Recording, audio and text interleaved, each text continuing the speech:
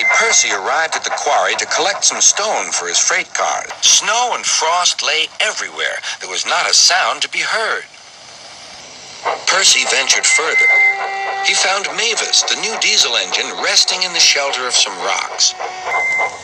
"Cheer up, Mavis," he whistled. Mavis was still remembering the trouble she'd had with cars. "Manager says I don't listen to advice. He says I've no business jauntering down Toby's line.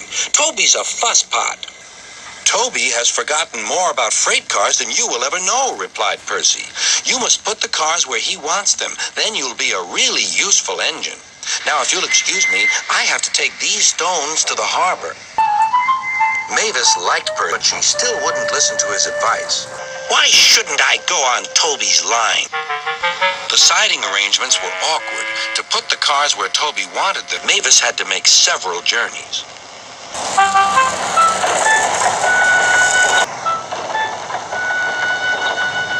She started making a plan. "If we used the teeniest bit of Toby's line," she said to her driver, "we would save all this bother." Her driver, suspecting nothing, allowed them to go as far as the first level crossing.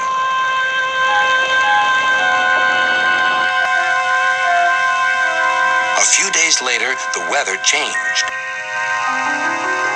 As the snow melted, the quarry grew busy again. Some trains were so long that before leaving the cars for Toby, Mavis had to go beyond the level crossing with them. Now for her plan. She would go further down the line without it seeming her fault. "Can you keep a secret?" she asked the freight cars. Yes, they chattered. "Will you bump me at the level crossing and tell no one I asked you?" The cars promised. But while Mavis was away, Toby arrived. He decided to shunt the cars himself. The cars decided to bump him anyway. They reached the level crossing and Toby's brakes came on. This was the signal for the freight cars. On, they yelled.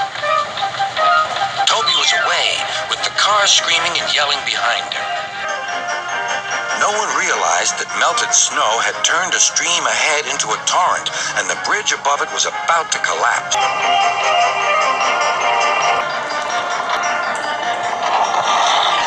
The rails were now like a tightrope across the thundering water.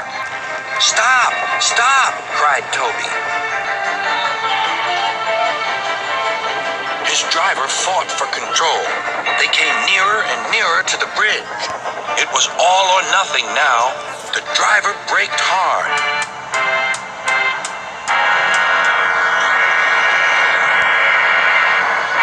Toby stopped, still on the rails, but with his wheels treading the tightrope over the abyss. Mavis was horrified and quickly came to the rescue.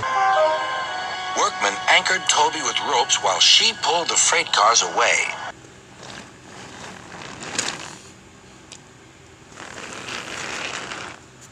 Then she helped Toby to safety.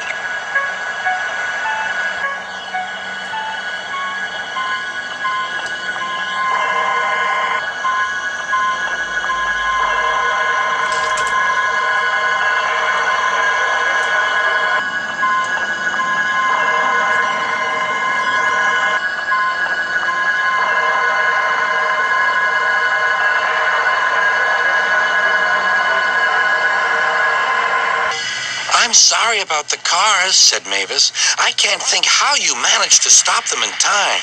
"Oh, well," said Toby, "my driver told me about circus people who walk tightropes, but I just didn't fancy doing it myself." Later, Sir Topham Hatt arrived. "A very smart piece of work," he said. "Mavis, you did well too, I hear." "It was my fault about those cars, sir," she faltered. "But if I could..." "Could what?" "Come down the line sometimes, sir. Toby says he'll show me what to do." "Certainly," replied Sir Topham Hatt, "if your manager agrees." And so it was arranged. Now Mavis is as happy as can be, and Sir Topham Hatt thinks she's really useful indeed.